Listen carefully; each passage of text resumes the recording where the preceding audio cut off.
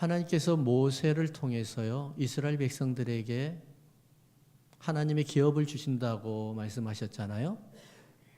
그래서 출애굽을 하고 후에 2년 2개월이 지나고 그 다음부터 시내 광야에서 이제 가나안으로 향해서 출발을 합니다. 그러면서 그때부터 하나님께서 이제 군대를 조직을 하거든요. 근데 여러분, 군대에서 가장 중요한 게 뭘까요? 군대에서 질서죠. 명령 계통이잖아요. 명령 계통이 무너지면 질서가 무너지잖아요. 근데 오늘 이 질서가 무너졌어요. 왜 하나님께서 애굽에서 이스라엘 백성들을 다 구하시고 난 다음에 하나님의 기업을 주시면서 말씀하시는 게 뭐냐면, 왜 이스라엘 백성들을 군대로 삼는다고 말씀하셨는 줄 아십니까? 질서예요, 질서.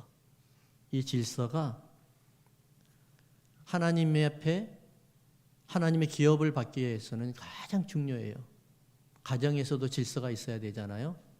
아무리 민주적인 가정이고 부모님이 아무리 자녀들과 친구 같이 대해줘도 부모님과 자녀들 간에는 분명한 질서가 이루어 있어야 되잖아요. 사업체도 마찬가지예요. 선이 있어야 되잖아요. 선. 교회도 마찬가지고. 그래서 이사야서 53장에 그가 찔림은 우리의 허물을 일하며 라는 허물을 이야기할 때 히브리어로는 뭐라고 이야기하냐면은 쿠테타라고 이야기해요. 반역이라고 이야기를 해요. 아담이 선악과를 따먹으면서 뭘 이야기하는 거예요? 하나님 앞에 반역을 했다는 거예요. 질서를 깨어버렸다는 거예요. 이제 하나님의 명령을 더 이상 받기 싫습니다. 이제는 하나님의 간섭 없이 내 마음대로 살아갈 테니 나를 좀 내버려 두세요 라고 독립선언을 해버리는 것이, 이것이 바로 선악과예요. 자, 그래서 하나님께서 이스라엘 백성들에게 군대로 삼고 이제는 이스라엘 백성들에게 하나님이 주실 기업으로 주겠다고 하는데, 군대의 조건이 뭐죠? 누가 내 아버지일까? 군사가 되는 조건이 바로 그거예요. 여러분들의 아버지가 누구죠? 하나님이잖아요. 예수 그리스도, 성삼위 하나님. 그 신앙 고백 속에 우리는 공동체를 이뤘잖아요. 그런 신앙 고백이 분명히 있는 사람이 하나님의 군대에 될 자격이 된다는 거예요. 두 번째는 뭐냐면은 이스라엘이 혈통이 돼야 된다는 거예요. 하나님의 자녀들의 혈통이 돼야 된다는 거예요. 섞이지 아니하고 거룩하게 구별된 하나님의 혈통. 성령으로 잉태하사 동정녀 마리아에게 나시는 예수 그리스도를 통해서 하나님의 자녀가 되는 하나님의 백성들. 순수한 성령의 혈통이 된 사람들. 세 번째는 20세 이상으로서 자기 행동에 책임질 만한 하나님의 용감한 백성들을 이야기하는 거예요. 믿음이 있는 백성들. 자, 그러면서 하나님께서 이제 이스라엘 백성들을 이 군대로 다 삼으셔가지고 선택하셨는데, 하나님께서요, 제사장들을 아론과 모세를 통해서 제사장을 삼으셨는데, 이 제사장을 돕는 레위지파를 주님께서 준비해 놓으셨어요. 레위지파의 사명은 뭐냐? 바로 제사장을 돕는 것뿐이에요. 자기들이 제사장이 되면 안 되는 거예요. 제사장을 돕는 역할이에요. 이게 레위지파예요. 근데 이 레위지파가 우리가 16장을 보면은, 우리 오늘 17장이잖아요. 16장의 내용을 보면은 반역을 저질렀어요. 내가 언제까지 아론과 모세 제사장의 명령을 따라야 되냐? 내가 언제까지 그들의 뒤치다거리만 하고 살 수 있겠느냐? 난 그렇게 할 수가 없다. 나도 하나님 앞에 기름 부음 받았는데 내가 언제까지 너희들에게 업신여김을 당해야 되겠느냐? 난 못하겠다. 그래서 제사장 레위지파의 고라 자손이라고 있어요. 고라 자손의 중심이 돼가지고 당을 지었는데 반역의 당을 지었는 거예요. 그래서 모세와 아론에게 나 더 이상 이제 너희들의 뒤치다거리를 하기 싫다. 나 못하겠다. 너와 내가 기름 부음 똑같은 기름 부음 받았는데 다른 게 뭐가 있느냐? 너희만 어떻게 많은 사람들 앞에 스포트라이트를 받고 많은 사람들에게 스타가 되고 우리는 뭐냐 도대체? 이렇게 반역을 저지르는 거예요. 이때 하나님께서 주시는 말씀이 뭐냐면은 바로 이거예요. 이게 오늘 말씀이에요. 모든 지파에서 이스라엘의 몇 지파요? 12지파죠. 모든 지파에서 그 두령의 지팡이를 가져와라. 지파의 우두머리에 지팡이를 가져와서 그 지팡이를 가지고 어디에? 회막 안 증거궤 앞에 두어라. 증거궤가 있는 곳이 어디예요? 하나님이 임재하는 곳이죠. 하나님이 임재하는 곳에 두어라. 그러면은 내가 선택한 종은 분명하게 그 지팡이에서 싹이 나오게 하겠다. 하나님의 약속입니다. 너도 기름 부음 받았고 나도 기름 부음 받았고 너도 하나님 앞에 쓰임 받고 나도 하나님 앞에 쓰임 받았는데 질서의 계통은 천국을 통해 하나님이 예수 그리스도를 통해서 우리에게 유통되는 하나님의 말씀의 질서가 누구를 통해서 우리에게 꼬리 매겨주고 은혜가 흘러 넘치게 하는지를 내가 분명하게 말해주겠다라고 하나님께서 말씀하십니다. 그런데 딱 하루가 지난 이튿날 모세가 증거궤 앞에 하나님 임재하신 곳으로 들어갑니다. 들어갔더니만은 12지팡이 가운데 딱 한 지팡이 아론의 지팡이에서만 싹이 나옵니다. 한번 8절 한번 읽어볼까요? 17장 8절 우리 같이 크게 읽읍시다. 이튿날 모세가 증거의 장막에 들어가 본즉 레위 집을 위하여 낸 아론의 지팡이에 움이 돋고 그 다음에 뭐요? 순이 나고 그리고 꽃이 피어서 살구 열매가 열렸더라. 이 내용을 보면서 지금 8절을 보면서 좀 이상한 내용을 발견하지 못하셨나요? 열매가 있는데 어떻게 꽃이 아직도 남아있나요? 그렇죠? 그리고 너무 순서적이지 않아요? 농사에 순서적이지 않아요? 그렇죠? 아론의 지팡이에 움이 돋고 움이 돋은 것을 봤나요? 움이 돋고 줄기가 나와야 되죠? 움이 돋고 그 다음에 줄기가 나오면 움은 사라지는 거죠? 예, 줄기로 변하잖아요. 그리고 꽃이 나오면은 바로 열매가 맺는데 열매가 또 나오면 꽃은 사라지죠? 이게 다 지금 순서적으로 하나님께서 다 이것을 설명해 주셨단 말입니다. 참으로 기가 막힌 순간이잖아요. 기적의 순간이잖아요. 단 하루 만에 1년의 농사가 전체가 이루어져 버렸어요. 그렇잖아요?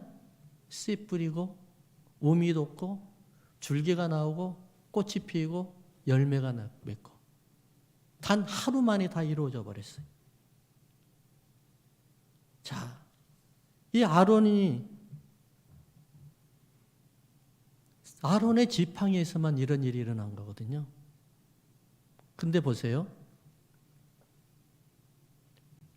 하나님께서 1년의 농사를 지어야 되는 순서를 하루아침에 완전히 이루어지게 만들었는데 여러분들은 이 설교를 수없이 들었을 겁니다.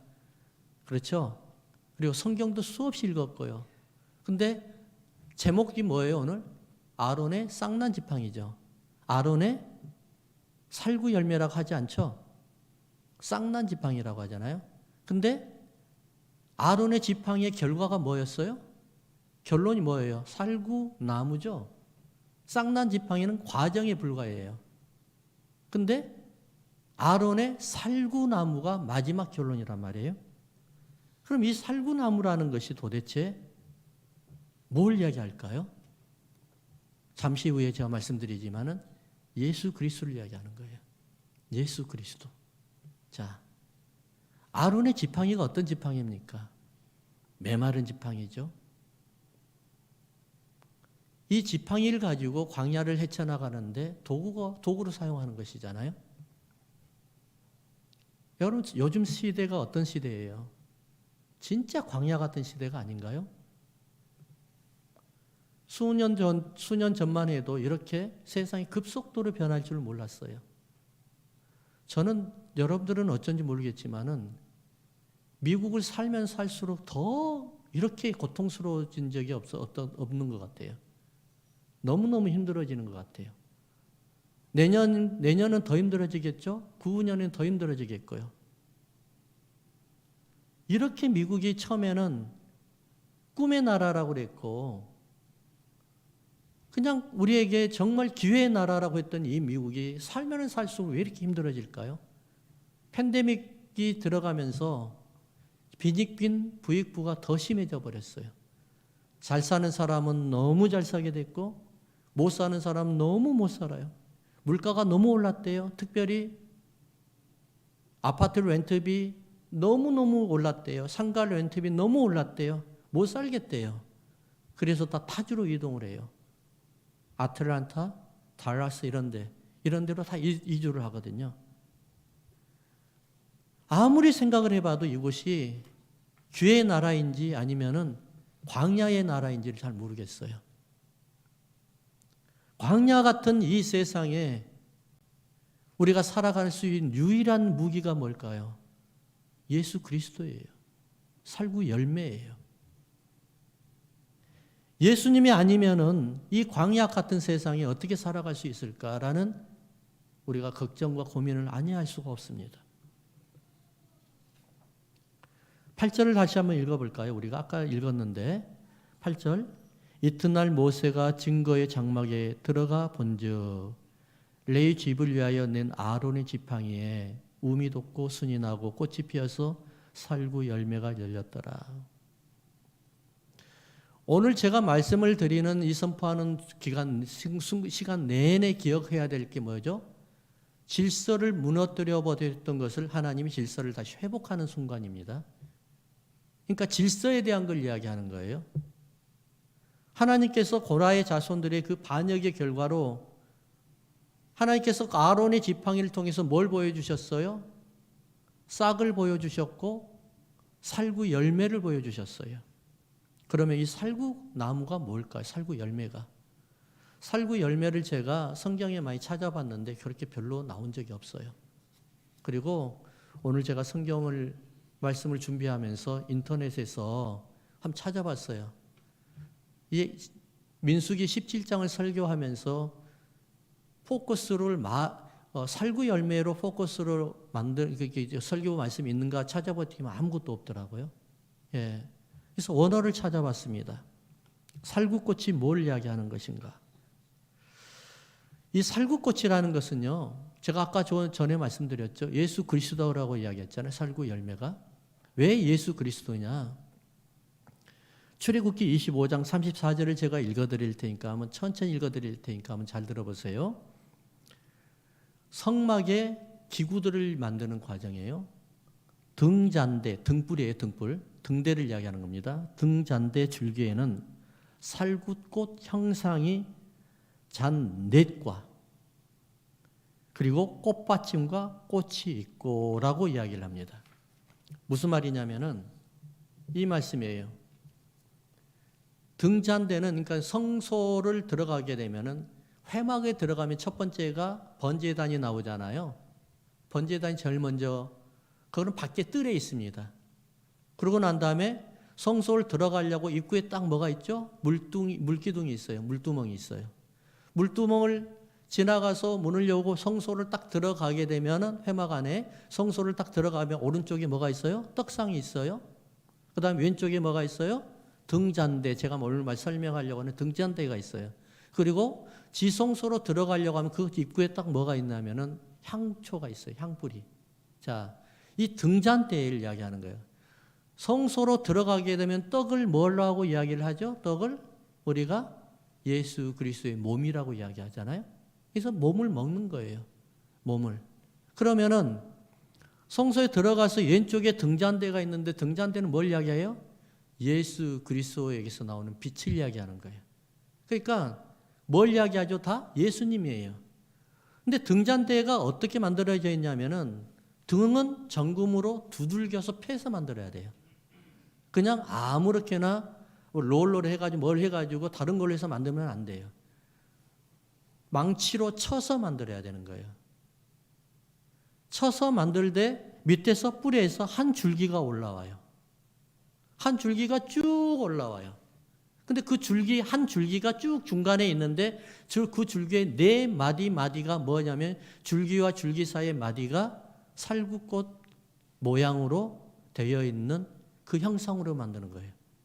그럼 양옆에 세 줄기 또 세 줄기, 양옆에 6줄기는 뭐냐? 바로 사람들이에요. 중간에는 예수님이고 양옆은 사람을 이야기하는 거예요. 6의 숫자잖아요.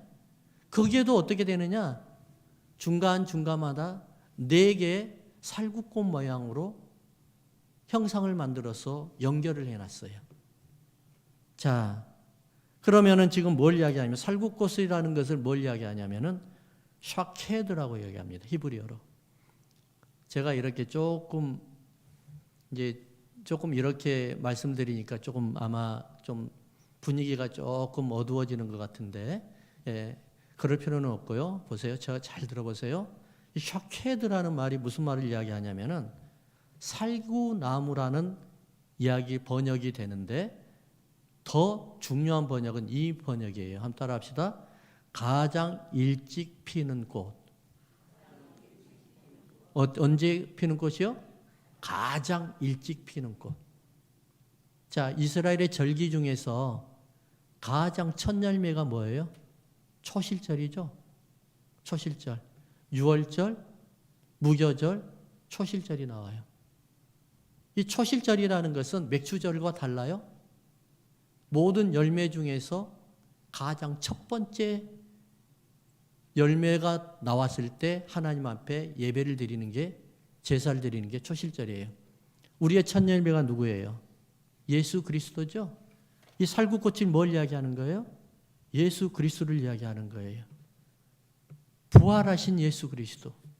십자가에 못 박아서 우리 가운데 무덤에서 부활하신 예수 그리스도. 그 첫 열매가 바로 살구 열매라는 거예요. 그 살구 열매에 또 다른 의미는 뭐가 있냐면 경계하다, 깨어있다, 계속 감시하다, 이런 내용이 있습니다. 그러면 이 내용이 무슨 말일까요? 이 살구 열매라는 말이 무슨 의미를 가질까요? 예수 그리스도를 우리의 인생에, 우리 가운데 함께하는 예수 그리스도와 함께 계시 인생이 살아가야 되는데, 우리의 인생은 아무리 봐도 메마른 아론의 그 지팡이밖에 불과하지 않은 거예요. 우리 인생이 다 메마른 거예요. 우리 인생이 바로 광야의 인생이 아니라 그보다도 더한 아무짝에도 쓸모없는 아론이 지고 다니는, 끌고 다니는, 손에 쥐고 다니는 그 지팡이에 불과한 거예요. 그 지팡이를 통해서 하나님은 기적을 만들어내는데 거기에서 살구의 나무가 도진하고 줄기가 나오고 꽃이 피고 열매가 맺게 만들어버리는 거예요. 하나님을 만나고 예수님을 만나면 우리가 인생이 달라진다는 거예요. 열매가 맺는다는 겁니다. 어떤 열매가 맺는가요? 광야 같은 인생이 바로 하나님의 풍성한 인생으로 바뀌어버린다는 거예요. 그것을 어떻게 해야 될까요? 그러면은. 그래서 살구나무의 또 다른 의미가 뭐라고요? 감시하다, 경계하다는 거예요. 하나님과의 관계 속에서 멀어지는 삶을 내가 내 스스로 감시하고 나를 바라보고 경계하고 어떻게 하든지 하나님 앞에서 내가 하나님과 멀어지는 삶을 내가 바라보면서 다시 한번 어떻게 하든지 주님 앞에 주님을 바라보면서 가야 되겠다. 이것을 계속해서 다짐하면서 살아가는 것이 바로 살구나무의 열매라는 사실입니다. 그러면은 마른 지팡이에서 싹이 나게 하는 것이 하나님의 질서라고 말을 한다고 하면은 첫 번째로 한번 뭐라고 볼까요? 한번 읽어봅시다. 7장 4절. 4절 다 같이 시작. 그 지팡이를 해막 안에서 내가 너희와 만나는 것. 뭐 하는 곳이에요? 내가 너희와 만나는 곳. 해막 안에서 만나는 곳이에요. 하나님은 살아계십니다. 할렐루야. 하나님은 어디든지 계셔요. 믿습니까? 여러분들이 가정에도 계셔요. 그렇지만 하나님은 공동체 예배를 통해서 만나야 될 곳이 있어요. 그곳이 어디예요? 교회예요, 교회. 하나님은 어디든지 계세요. 하지만 공동체 예배를 통해서 만나야 되는 곳은 바로 교회밖에 없는 거예요. 해막 안에 증거궤가 있었던 그곳이란 말입니다. 한번 따라합시다. 증거궤가 해막 안 아론의 쌍난 지팡이 열매가 맺는 곳입니다. 지팡이가 해막한 증거궤 앞에서 쌍난 것이 싹이 나는 곳이 바로 하나님의 임재가 있는 곳이라는 거예요. 출애굽기를 보니까 4장을 보면은 4장 2절을 보면은 하나님이 모세를 부르는 사건이 나옵니다. 하나님이 모세를 부르는데 모세를 불러요. 근데 모세가 계속해서 반대를 해요. 그때 뭐라고 그러냐면은 모세야, 네가 쥐고 있는 손에 쥐고 있는 것이 무엇이냐? 예, 지팡이입니다라고 이야기해요. 모세 지팡이잖아요. 근데 4장 20절에는 뭐라고 이야기하냐면은 4장 20절에 모세가 그의 아내와 아들들을 나귀에 태우고 애굽으로 돌아가는데 모세가 하나님의 지팡이를 손에 잡았더라. 누구의 지팡이를요? 하나님의 지팡이. 누구의 지팡이였어요? 원래가 모세의 지팡이였어요. 보세요. 모세가 왜 하나님 앞에 애굽에 가서 네가 이스라엘 백성들을 좀 구해 와서 내 일 좀 해라. 하나님, 내가 이래서 못합니다. 저래서 못합니다. 나는 말도 어둡습니다. 난 못합니다. 하니까는 하나님이 계속 속아주고 있다가 한마디로 전곡을 찔러버려요. 뭐라고 그런 줄 아세요? 19절에 모세야, 네 생명을 찾던 자가 다 죽었단다. 그러니까 염려하지 말고 가라. 그러니까는 20절에 뭐라요? 모세가 그의 아내와 아들들을 나귀에 태우고 애굽으로 돌아가는데 모세가 하나님의 지팡이를 잡았더라. 할렐루야. 아무리 메마른 인생이라도 하나님 앞에 바치면은 하나님의 인생이 됩니다. 풍성한 인생이 됩니다. 열매 맺는 인생이 됩니다. 하나님의 지팡이를 손에 쥔 순간 하나님의 백성이 되고 하나님의 자녀가 되고 하나님의 기적이 그 지팡이를 통해서 나타난다는 사실을 믿으시기 바랍니다. 모세가 홍해바다를 쳤을 때 홍해바다가 갈라져 버렸습니다. 모세가 지팡이를 던졌을 때 뱀이 되어버렸습니다. 모세의 지팡이가 아니라 하나님의 지팡이가 인생을 살리고 인생을 변화시키고 인생을 치유한다는 사실을 믿으시기 바랍니다. 이것이 바로 언제예요? 하나님 임재 속에 일어나는 거예요. 하나님의 임재 속에 들어가는 거예요. 하나님의 임재 속에 들어가면 우리가 변하게 되는 거예요. 모세의 지팡이가 아론의 지팡이가 하나님의 지팡이가 되고 하나님의 권세가 되고 하나님의 능력이 되는 겁니다. 죽었던 생명이 살아나게 되고요. 병들었던 생명이 치유함을 받게 되는 사실을 믿으시기 바랍니다. 하나님의 기적입니다. 그 메말랐던 아론의 지팡이가 싹이 나고 열매 맺는 게 어디서 나타나는 거예요? 하나님의 임재 속에서 나타나는 거예요. 사랑하는 성도 여러분, 하나님의 임재가 우리에게는 가장 중요한 시대적인 사명입니다.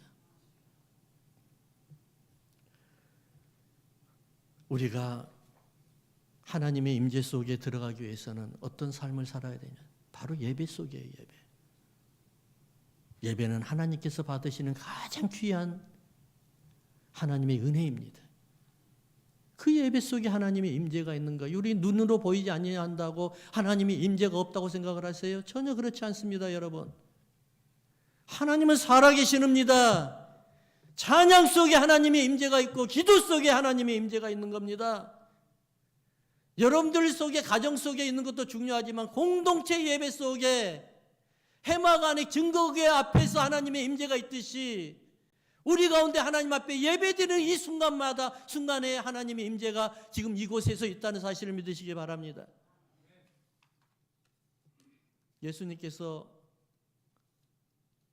예수님을 따라다니는 하나님의 많은 사람들에게 이렇게 이야기를 합니다. 누구든지 목마르거든 내게로 와서 마시라. 안 따라합시다. 누구든지 목마르거든 내게로 와서 마시라. 그러면서 이렇게 말씀하세요.